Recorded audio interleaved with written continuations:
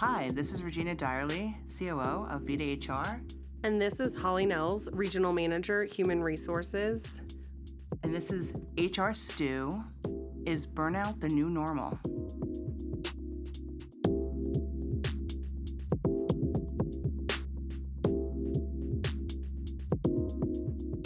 Let's talk burnout. So this week we're asking, is burnout the new normal? So throughout the pandemic, burnout has become a lot more commonplace. So I wanted to know, as an HR professional, what are those conversations like with employees about burnout, and what are your current opinions?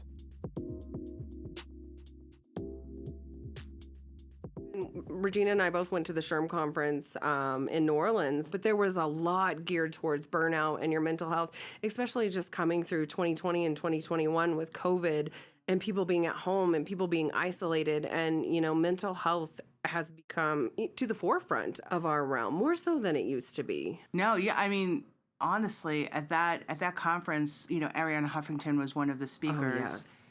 Oh, yes. It really spoke to me.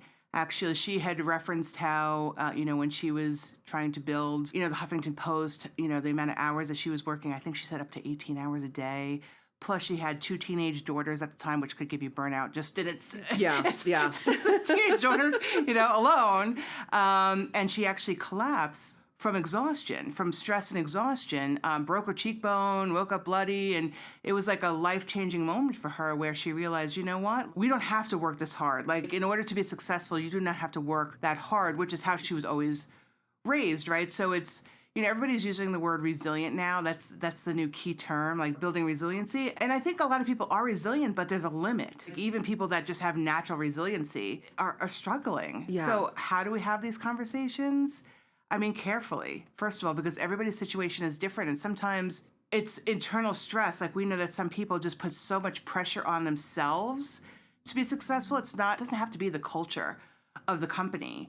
It could just be how much pressure they're putting on themselves and how successful they want to be. And some people, one of their, what's a business word for love language? I can't think of that, is feeling needed, and getting the praise of doing a good job. And sometimes that feeds behavior that's not healthy, right? So every conversation is different, and trying to pinpoint the where, how could we help?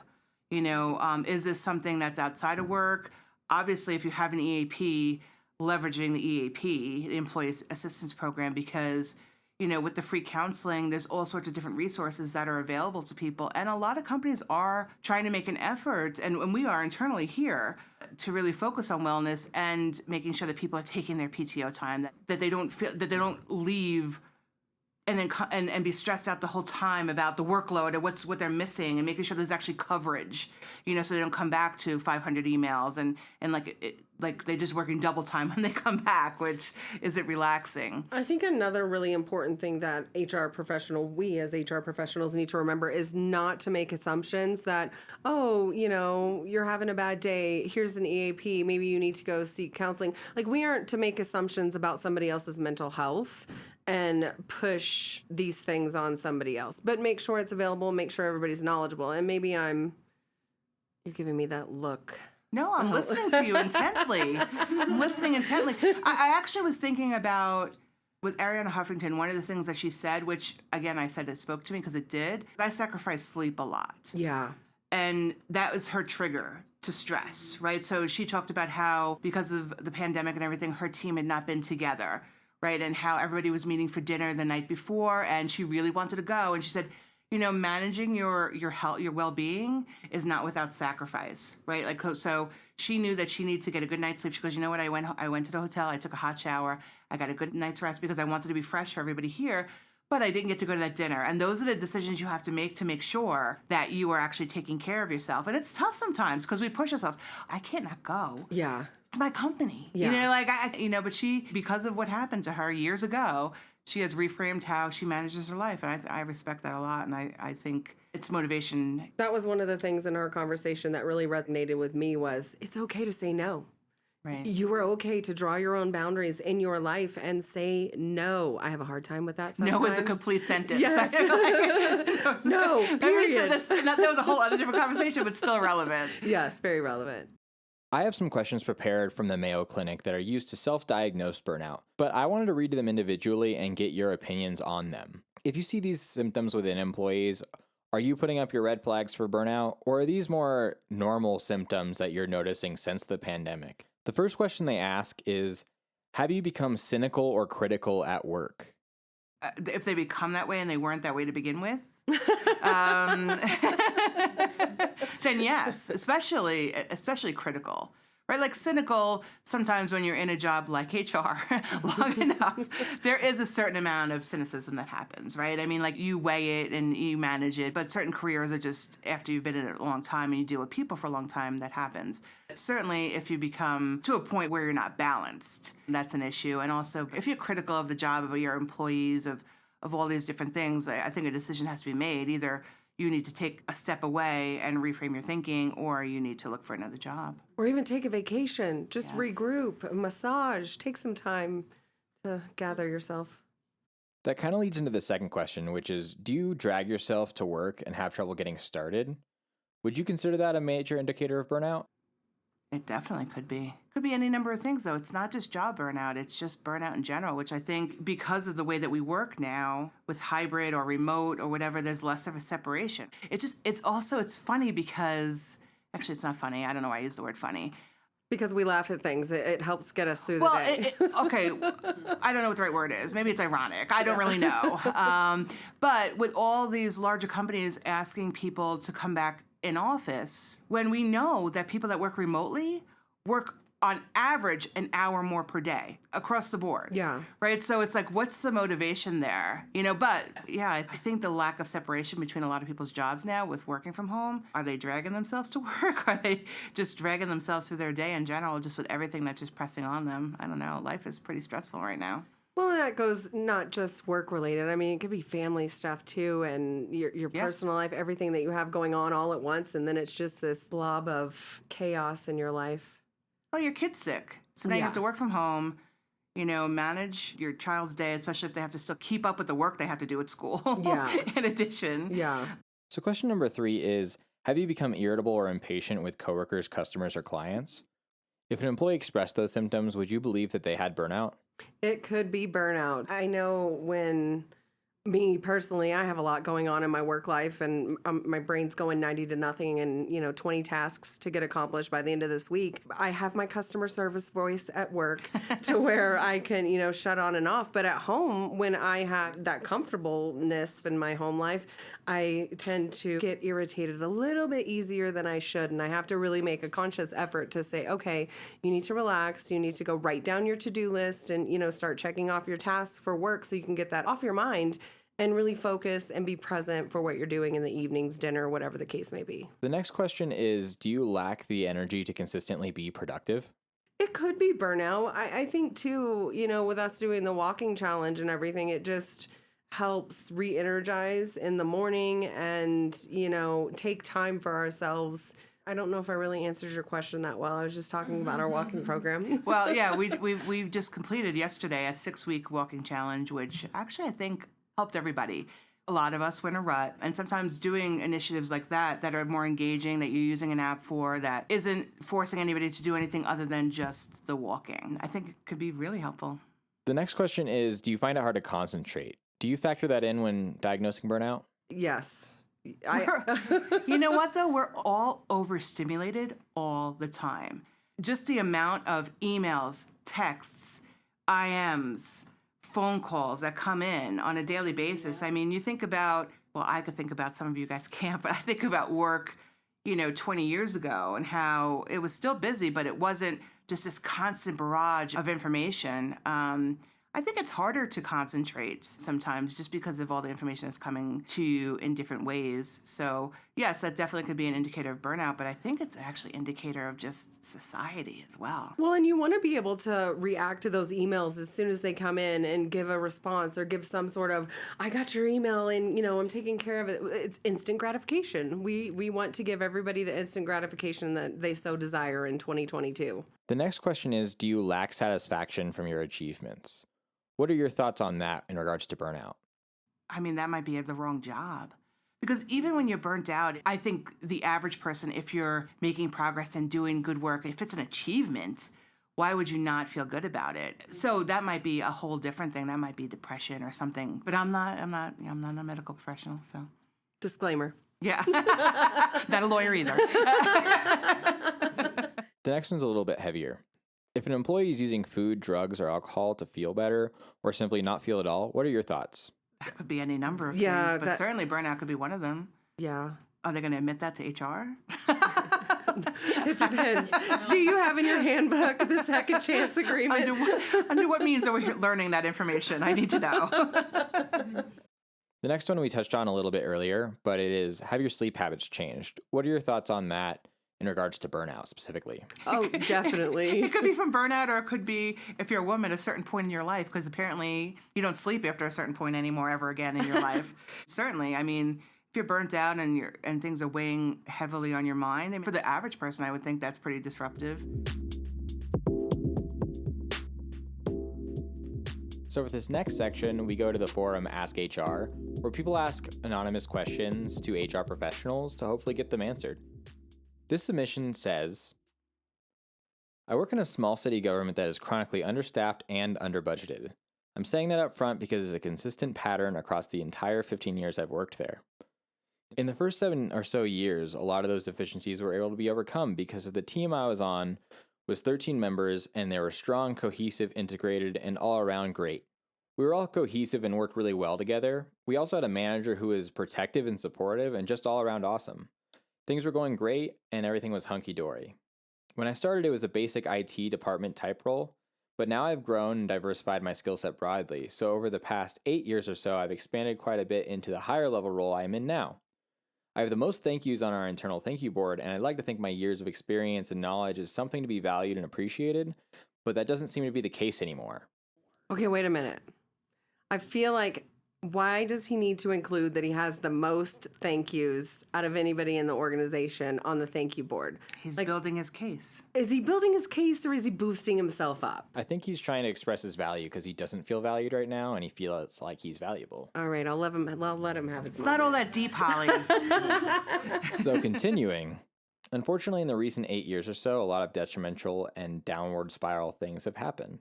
The team I work on slowly fell apart. The team has slowly become less cohesive, and this has put more of a burden and chaos onto a few members of the team who were left. Some people have left, some moved to different positions. We were used to having 13 people, we now have about 5 or 6. There have been multiple internal surveys where you can clearly see the most frequent replies across the organization are hire more people, yet still nothing happens. Throughout this time, we've had a lot of management and C-level turnover.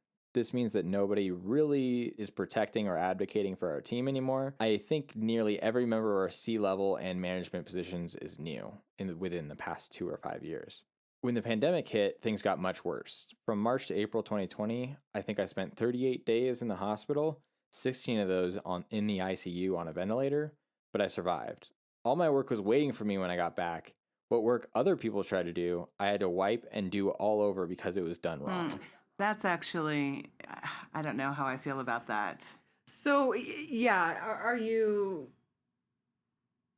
have you created this atmosphere within your team that they're not capable, they're not competent, they're not able to do the job? Or is their work fine and you're just redoing it anyway? Yeah. So what is the point of them doing it while you're gone and in the hospital? And it's super unfortunate. Yeah. That he went through that, obviously. Yeah. But none of the work, nobody. Those are those big keywords, you know, you never use always, everyone. Yeah.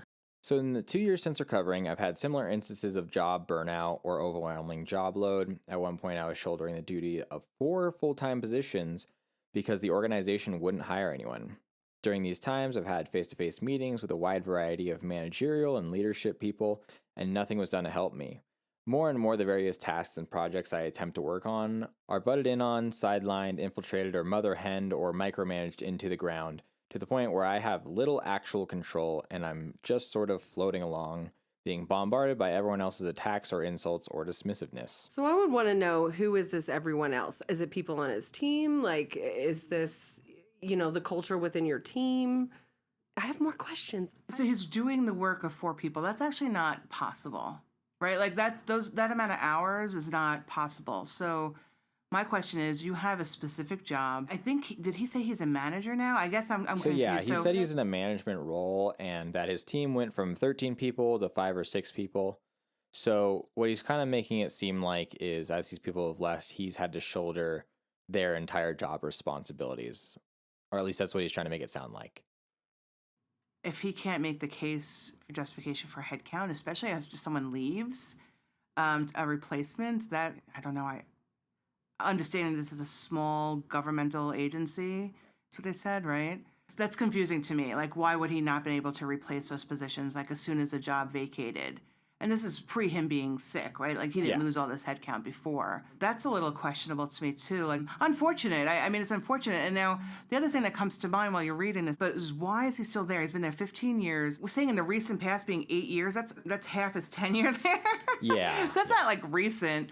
You know, like I wonder if there's like a pension on the line. Like there's got to be some reason why he's staying. And so if he has to stay another 5 years to get that pension, or at least the lowest level of that pension, whatever it is, then just do what you need to do your job.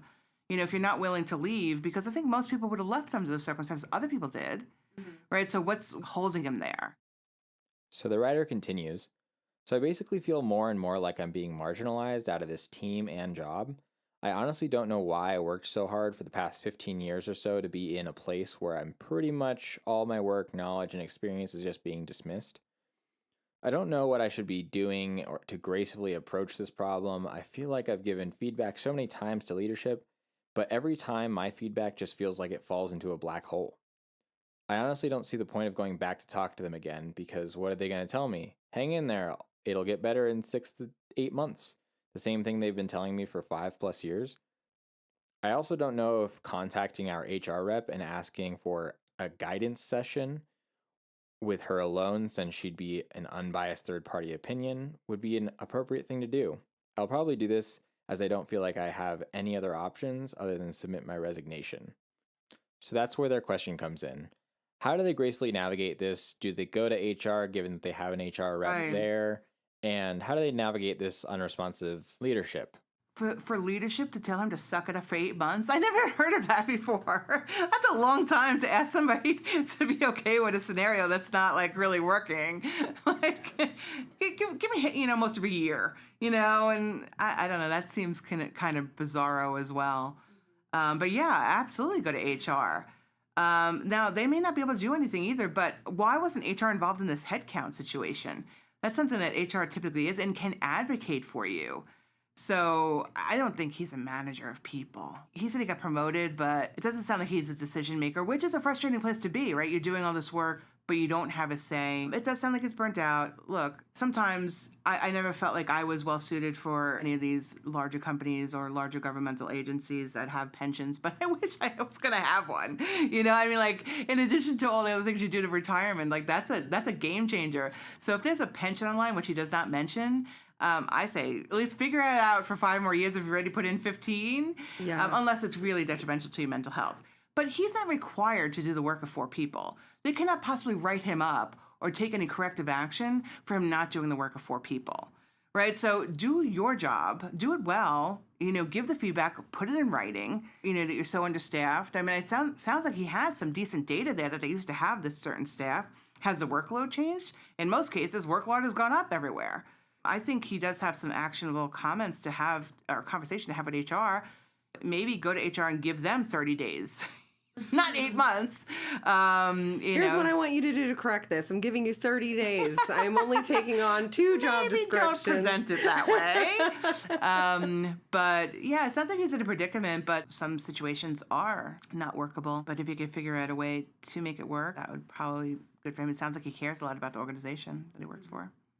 So in conclusion of this episode talking about if burnout is the new normal, given that it may be, or you can answer that question, what is some clear-cut advice and some actionable items that people can take if they're experiencing the effects of burnout? Like, what would you say from your experience helps you with burnout the most? Making sure you set those boundaries. Everybody's talking about your work-life boundaries. Making sure you're setting those boundaries and you're setting them for yourself. Personally, I want to succeed in my work and what I do and be able to give my 110% all the time. But at what point does that turn from me giving my 110% all the time to burnout to, you're only getting 80% of me because I'm burnt out? Only using that as an example, of course. Yeah, but. don't ever give 110% because really just, the 100 is. Well, first of all, to answer the question, is burnout the new normal? I think it is right now. I think there's a lot of people that are very overwhelmed by life, right? So I hope it is not the new normal. I know that there is so much information out there and companies are really making an effort to make sure that their employees are not burnt out, that there is resources for them, right? So there is a big effort there. And so I think it doesn't need to be. Some people will always do more than they should. But I hope not is part one. I think Holly summarized it well. I mean, using the resources that are available, using EAP, spending 15 minutes a day and just doing nothing. 15 minutes is nothing in your day, but we don't even give ourselves that. Actually taking a lunch, stepping away from your desk, going for a walk, even if it's just 10 minutes. Yeah. It just clears your head. Starting your day that way, if it's possible. Some people it's not possible based on their schedules and, family responsibilities. Advocating for yourself, not giving 110%. Because I don't even like that phrase, in general. Because we only have 100. Well, and I find it funny, too, the different generations, even in our office, how they set up their different boundaries and their different, I'm done at 5, I'm going home. Granted, there are one-offs and we have to figure things out and stay late, those kind of things.